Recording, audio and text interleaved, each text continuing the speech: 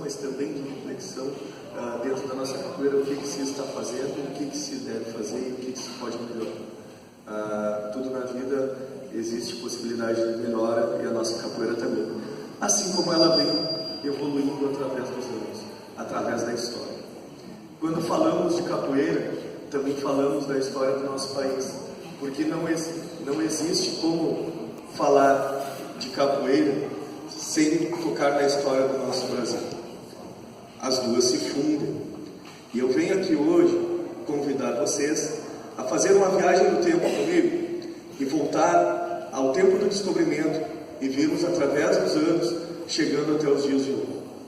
Apresento para vocês hoje, com o título A Capoeira e sua história do tráfico negreiro à capoeira contemporânea, uma ferramenta sociocultural e pedagógica da educação brasileira. Nos remetemos a isso, ao descobrimento do Brasil. Com o descobrimento do Brasil, muitas riquezas se descobriram, muitas coisas começou a se levar embora. Com o tempo se faltou mão de obra. Os primeiros escravos tentados pelos invasores ou pelos nossos colonizadores foram os nossos nativos brasileiros, chamados de índios, o que eu não gosto de chamar de índios, porque são nativos brasileiros. Foram chamados de índios por estranhos. Os nossos nativos brasileiros, eles tinham uma estrutura muito frágil e não aguentavam muito tempo. Como isso remeteu aos portugueses e espanhóis buscarem outros meios, outra mão de obra, foi então que se descobriu a África, onde se dizia que tinham pessoas de grande força física e grande resistência. Até esse país se foi, até esse continente se foi, chegando aos povos de Angola, Guiné, e de lá veio se trazendo os negros como mão de obra. Deu tão certo que eles permaneceram por muitos anos, por centenas de anos. Aonde a capoeira entra? Ela entra a partir do século XVII. Com a formação do Triângulo Mercantil, que era um triângulo formado pelo comércio, do tráfico negreiro e das riquezas que saíam do nosso país em direção à Península Ibérica, local onde compreende Portugal e Espanha, se formou um triângulo, pois saíam as riquezas do Brasil, chegavam à Península Ibérica, de lá saíam outras quinquilharias, pois aonde eles trocavam por pessoas, qualquer coisa servia. Chegavam até a costa da África, carregavam com as tribos lá existentes, trocavam por negros escravos das próprias tribos negras.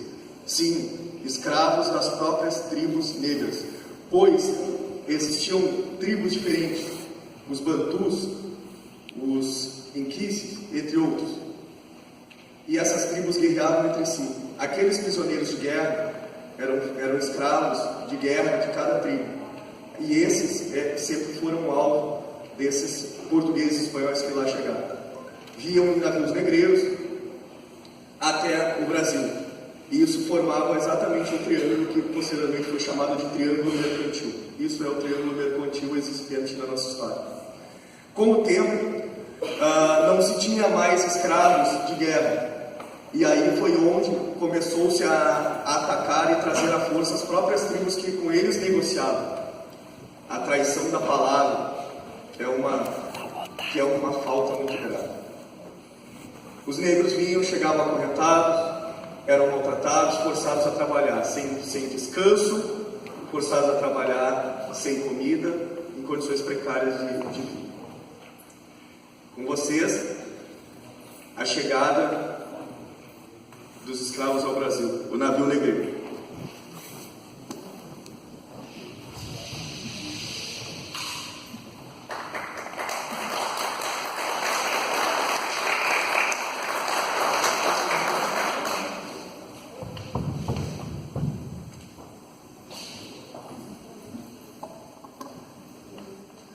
Boa noite.